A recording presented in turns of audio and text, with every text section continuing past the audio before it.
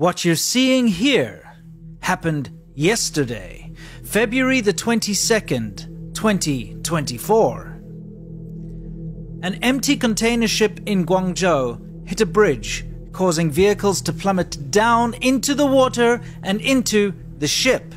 Inside the container ship, we can see a passenger bus completely flattened by a goods truck. Casualties are still on the rise. In September, this man caught a bridge under construction collapsing onto the Zhongshan-Jiangmen highway on his dash cam.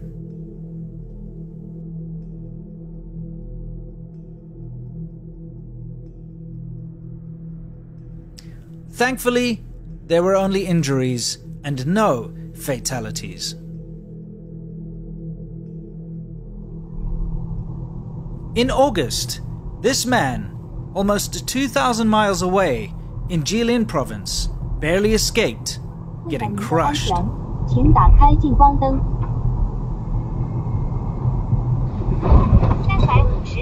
This section of Shanghai's G318 National Highway is coming apart.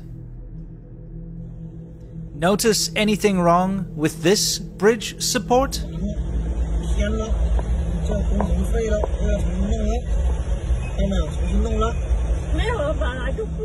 China's Tofu bridges are falling down.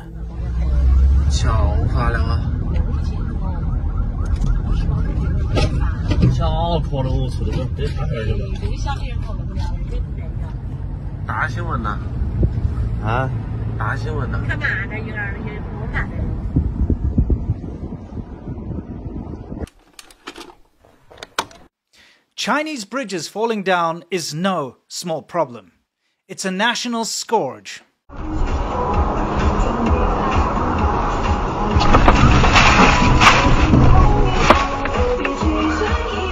I have many examples and also the reasons why. But first, a word from today's sponsor. I don't know about you, but I can certainly understand the occasional bridge collapsing or falling down due to natural disasters, such as flooding or earthquakes. Sure, these massive forces are beyond our control. However, the bridges you've been seeing in the footage I'm showing you are collapsing due to another force altogether. Chinese government hubris. All of those bridges have fallen down or collapsed due to poor quality construction materials, lack of regulations, lack of inspections, and of course, the root of all these problems is corruption. And the fear of failing to provide what you've promised the higher-ups and ultimately the world. You see, when you boast about something, you either have to put up or shut up. And since the Chinese Communist Party wants to keep bragging about its infrastructure and continue to try and export it to the rest of the world, well, they need to keep building, and they need to build a lot.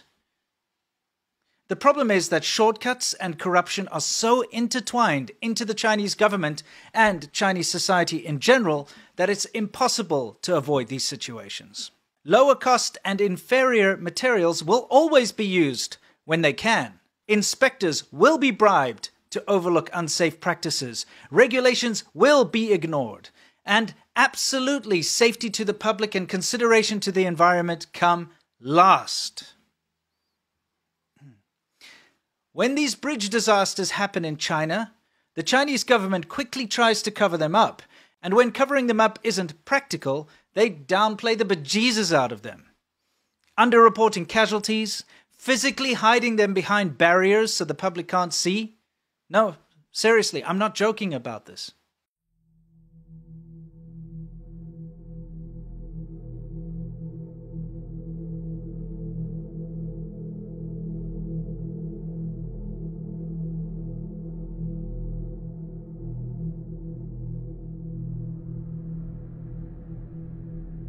Nothing to see here, so no problems exist. So let me give you a quick example outside of China, since the Chinese government can't hide what they do abroad so easily. Let's go to the beautiful UNESCO Heritage Tara River in Montenegro. The China Road and Bridge Corporation, or CRBC, during construction of a highway in the region, turned this into this. Not only did they destroy the riverbanks, but they also dug materials out of the river itself, destroying the biodiversity of the Tara River. The damage was so severe that more than 6 kilometers of the river course was affected, wrecking biodiversity and turning this pristine UNESCO heritage site into what looks like an open-pit coal mine. This complete disregard to the environment always accompanies Chinese construction. It is why China is as polluted as it is, and why 90% of the water in China is contaminated, and why the topsoil is useless too. So, of course, there was an outcry by environmentalists in Montenegro, and the Chinese company pledged to fix some of the damage.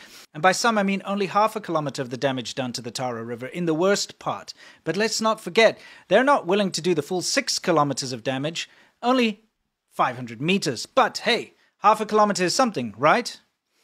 Remember that gravel and sand exploitation and disposal had completely destroyed this section of the previously pristine Tara River. So maybe the Chinese company could try and repair the section they destroyed the most? Well, that was 4 years ago, remember? The China Road and Bridge Company pledged to and was obliged to have corrected this damage by 2022. Let's check in on that, huh? Nope. Nothing has been done. In fact, according to environmental organizations in Montenegro, absolutely no efforts have been made to rehabilitate the devastated part of the riverbed or even partially to fix it. The fish stocks have been completely destroyed as a result. The head of a local fishing club was quoted a month ago saying that in the past, dozens of fish could be caught on Tara in one day. Today, the situation with the fish stock is catastrophic and you can hardly meet a fisherman here. And the fishing club is even demanding compensation from the Chinese company for destroying the fish stocks due to the devastation of the river. So we see the destruction and carelessness Chinese construction companies are capable of doing abroad. In China, where there are no environmental watchdogs or international regulatory bodies, destructive construction runs rampant. Why do you think we're still seeing bridge collapses happening today?